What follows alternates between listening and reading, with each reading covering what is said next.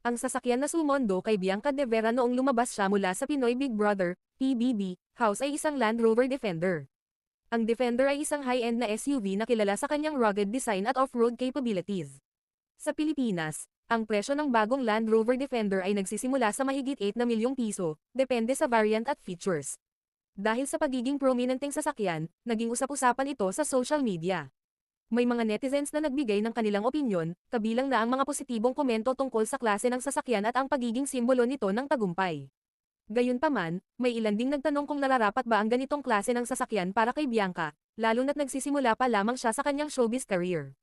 Mahalaga ring tandaan na ang ganitong klase ng sasakyan ay maaaring bahagi ng promotional efforts ng network o ng production team upang mapansin ang mga artista sa kanilang mga proyekto. Kaya't hindi rin malayong ang sasakyan ay hindi personal na pag-aari ni Bianca, kundi isang vehicle provided for her appearance.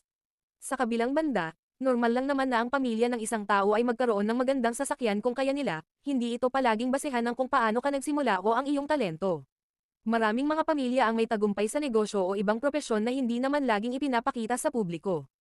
Kung nagustuhan mo ang content na ito, huwag kalimutang mag-like, follow and share.